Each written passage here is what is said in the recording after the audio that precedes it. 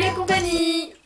Voici une vidéo consacrée à la saga Say I Love You. Vous commencez à bien la connaître avec tous les résumés que j'en ai fait encore et encore à chaque update BD manga. Et c'est la dernière fois où on vous fera le résumé et à chaque fois on vous en fera avec les petites suggestions avec cette vidéo, comme ça vous comprendrez bien.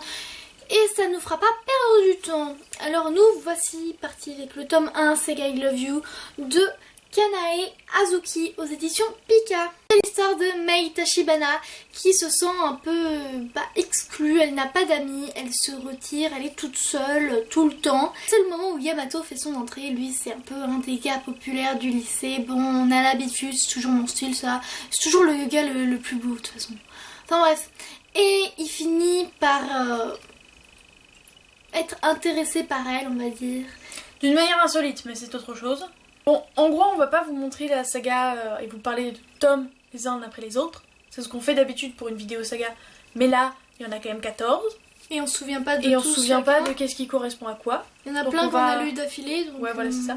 On va vous montrer les couvertures les unes après les autres et vous parler de la série en règle générale.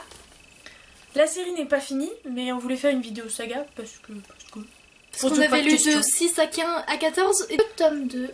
Non mais... En ce qui concerne notre avis, je crois qu'on est plutôt unanime dessus, c'est-à-dire que c'est une bonne romance, qui est assez intéressante, qui est pas gnangnan et pose pas de problème de ce genre-là, qui est assez sympathique, qui avance vite, parce que je trouve qu'il y a bien trop de romances où on se fait chier au bout d'un moment, parce qu'il se passe rien, ou que c'est du je t'aime moi non plus, ou ce genre de choses. Là il se passe toujours un truc intéressant, s'il y a quelqu'un qui interfère dans le couple, ça a du sens, et c'est pas juste histoire de foutre des bâtons dans les roues. Puis il y a de nouveaux personnages qui apparaissent au fur et à mesure du temps. Ce qui n'est pas toujours le cas et ils sont importants quoi. Enfin, ils viennent vraiment faire partie de l'histoire.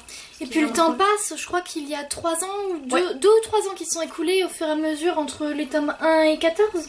Donc les gens ont le temps de changer de coupe de cheveux qui est super intéressant. Les personnages évoluent, enfin c'est vraiment une série très très sympa. Oui, c'est le mauvais côté alors. Et franchement c'est une série qui nous plaît. On continue toujours avec plaisir. Moi j'ai beaucoup aimé le fait que Mei évolue. Le fait que les personnages évoluent et qu'on voit Mei en fait. On la voit elle depuis le début, comment elle était. Et on voit comment elle finit. Et on se dit, waouh, elle a fait du chemin.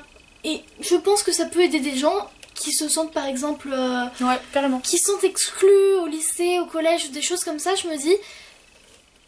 Ils peuvent se dire, si elle l'a fait, peut-être même si c'était dans un manga, pourquoi pas moi. Et au Japon, accessoirement. Après, moi, ce que j'aime beaucoup aussi, c'est que chaque tome a sa thématique d'une certaine manière, un petit peu un mortel Adèle. Vous voyez l'idée.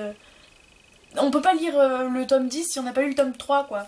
Mais il y a vraiment toujours une thématique. Il y a un sujet pour chaque... un sujet principal. Auquel on tourne. Et même quand c'est pas autour des deux héros principaux, parce que ça arrive que ce soit quelqu'un d'autre, c'est quand même intéressant. Moins, bon d'accord, mais c'est quand même intéressant. Oui, les autres personnages sont aussi, bon, à peu près aussi intéressants que les personnages principaux. Ouais.